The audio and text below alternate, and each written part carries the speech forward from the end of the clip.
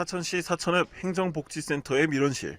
창구마다 오전부터 업무를 보러 온 사람들로 북적이고 있습니다. 그런데 잠시 후 낮 12시가 되자 행정복지센터 정문이 잠깁니다.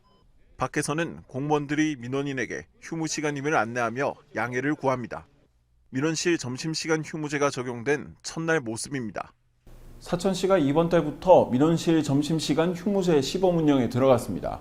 우선 이곳 사천읍 행정복지센터와 버룡동 행정복지센터 두 곳에서 우선적으로 휴무제를 도입했습니다. 점심시간 휴무제는 사천시와 공무원 노조가 함께 도입을 추진했습니다.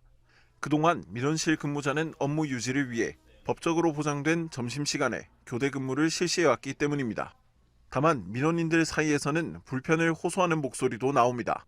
특히 직장인의 경우 점심시간을 이용해 민원 업무를 보러 오는 경우가 많은 만큼 불편함이 더 클 것으로 예상됩니다. 사천시는 시범 운영 기간 동안 민원인 대기 공간을 조성하는 등 완충책을 통해 불편을 최소화하겠다는 방침. 길을 건너는 사람 사이를 아슬아슬하게 스치는 오토바이. 이내 인도 위를 지나쳐 위험한 질주를 이어갑니다. 지난해 경남에서 발생한 이륜차 교통사고는 모두 963건.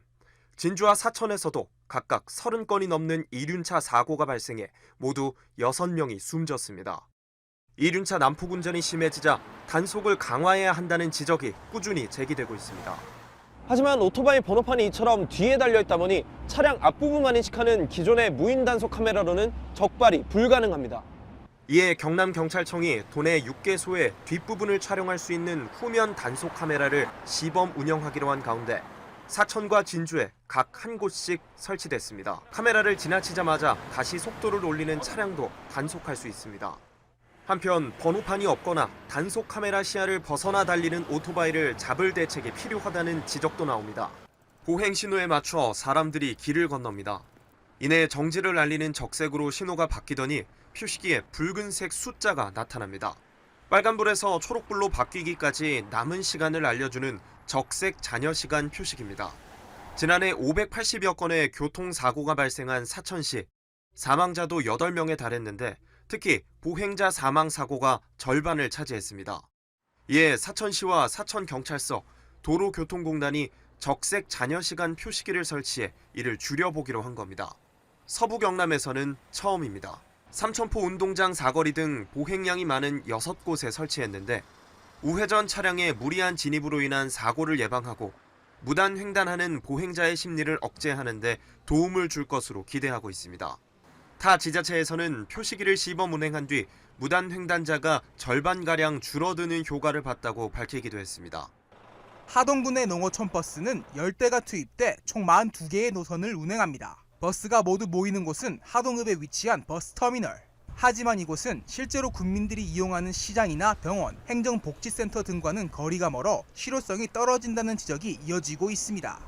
우리가 짐을 짊어지고 와요. 할머니들은 저도 끌고 다니는데 우리는 이렇게 짊어지고 온단 말입니다. 사가지고 땀을 여름에 뻘뻘 흘리면서 비가 오나 비가 올 때 비바람 맞아가면서 오고 여기 와야 타니까 버스를. 특히 노선별로 다르지만 시장에서 멀리 떨어진 정류장으로만 가는 버스를 이용하는 승객은 불편함에 지친 상태. 하동구는 이 같은 불편을 해소하고자 자율주행 버스를 도입하기로 했습니다.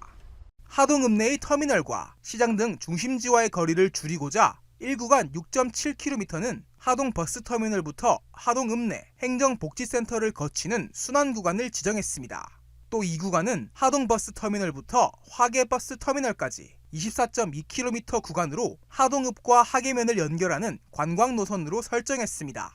시범 운행 주구 신청부터 현장 실사, 서면 평가 등 심의 기간 동안 필요한 기술 지원 등은 업무 협약을 맺은 자율주행 통합 플랫폼 업체에서 도움을 받았습니다. 전국 최초로 농촌형 자율주행차 시범 운행 지구로 선정된 하동군. 내년에는 자율주행 셔틀버스가 실제 하동읍에서 시험 운행에 들어가고 오는 2025년부터는 정식 운행이 시작될 예정입니다.